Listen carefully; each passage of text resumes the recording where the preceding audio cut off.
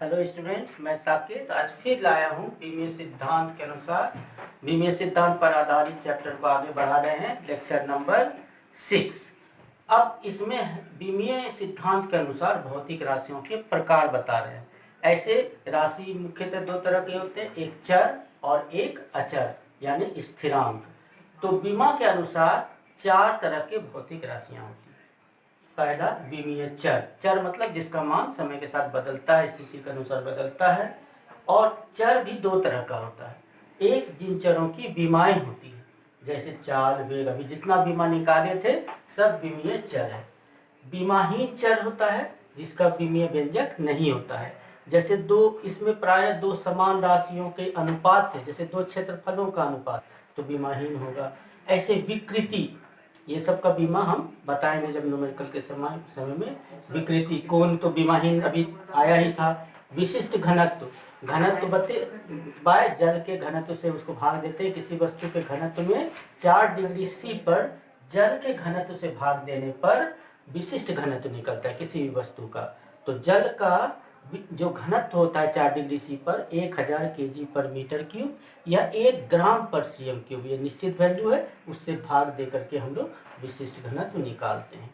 फिर है विमीय स्थिरांक। कुछ स्थिरांक भी होता है जिसका कि बीमा होता है, जैसे प्रकाश का वेग,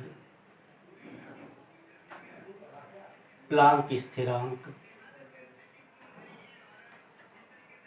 इत्यादि। और कुछ स्थिरांक है जिसका बीमा नहीं होता है, जैसे शुद्ध अंक 1 2 3 4 5 या पाई हो गया या ई हो गया। ई का मान होता है 2.718।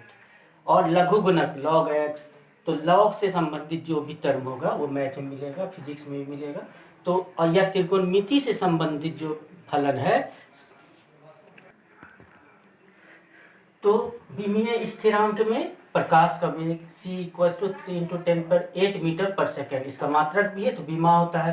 प्लांक स्थिरांक, ये सब स्थिरांक ऐसा है, या गुरुत्वाकर्षण का सार्वत्रिक स्थिरांक g, जिसको कैपिटल G से डिनोट करते हैं, इसका भी बीमा होता है। ये सब विमीय स्थिरांक है।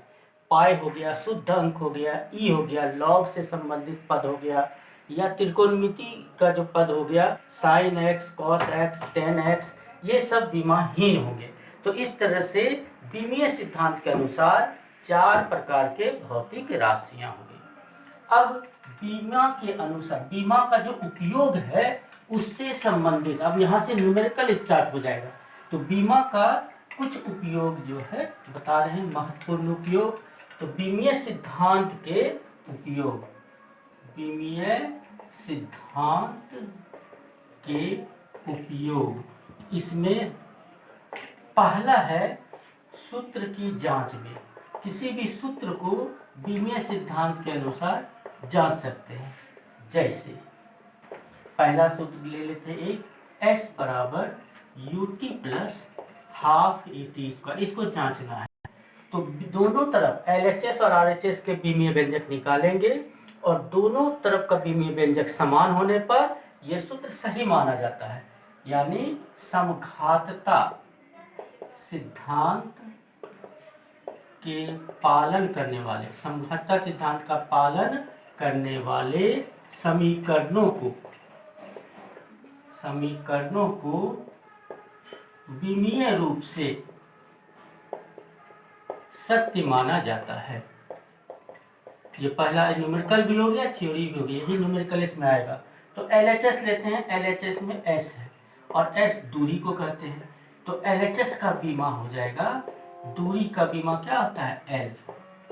अब RHS में आ जाते हैं, RHS में है U × T, ut + ½ at², ut + ½ at², यानी U यानी वेग, T यानी समय, तो वेग गुना समय प्लस ½ है, A है त्वरण और समय का स्क्वायर, t² यानी समय का स्क्वायर।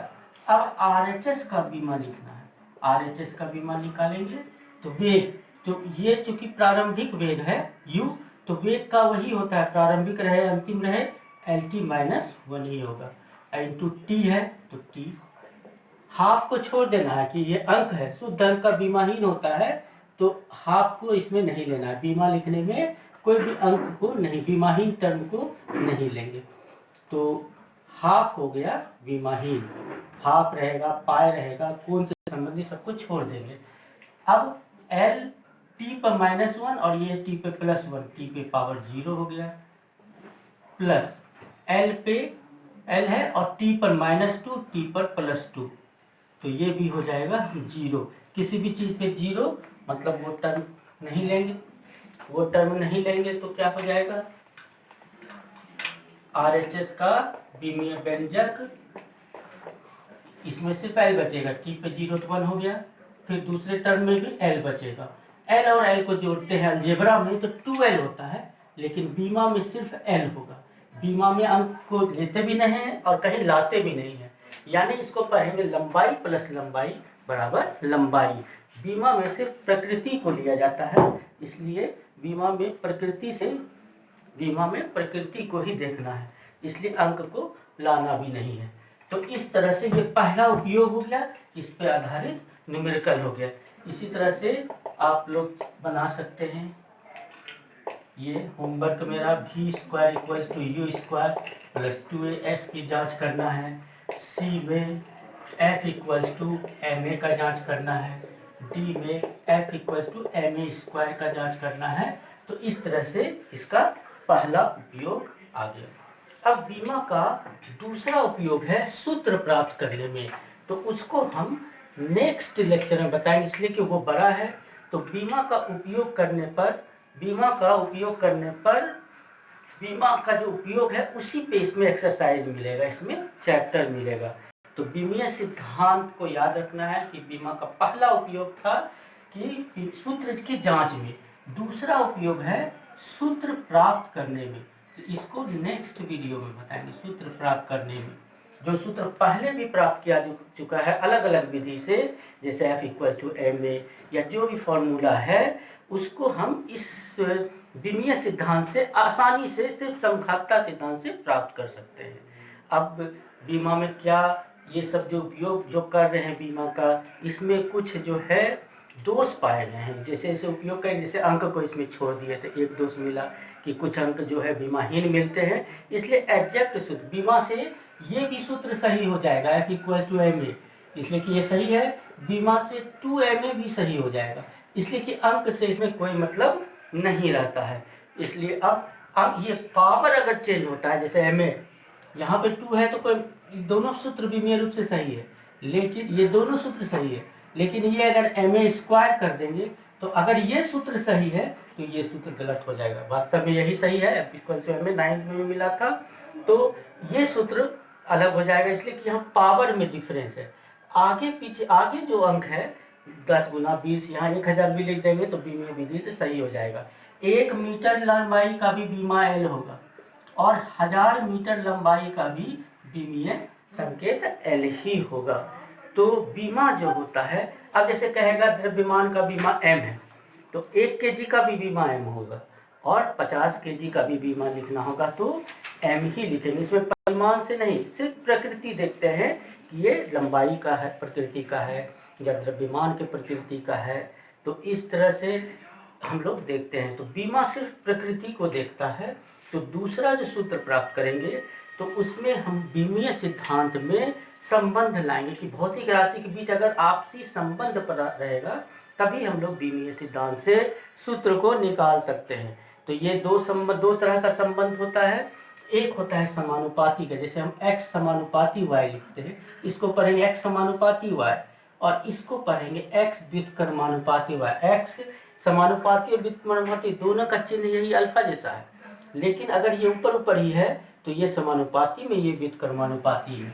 अगर हम दो भिन्न को बराबर करते हैं b = c/d, तो a और c समानुपाती है, दोनों एक ही अंश में है। b और d समानुपाती में है, लेकिन a और d व्युत्क्रमानुपाती में है, b और c व्युत्क्रमानुपाती में है। समानुपाती में जो रहता है तो एक का मान बढ़ाएंगे दूसरे का मान बढ़ेगा, एक का घटाएंगे दूसरे का घटेगा, लेकिन व्युत्क्रमानुपाती में उल्टा होता है, एक का मान बढ़ाएंगे तो दूसरे का मान घट जाएगा। तो ठीक है, आज यही वीडियो को समाप्त करते हैं और अगले लेक्चर में लाएंगे।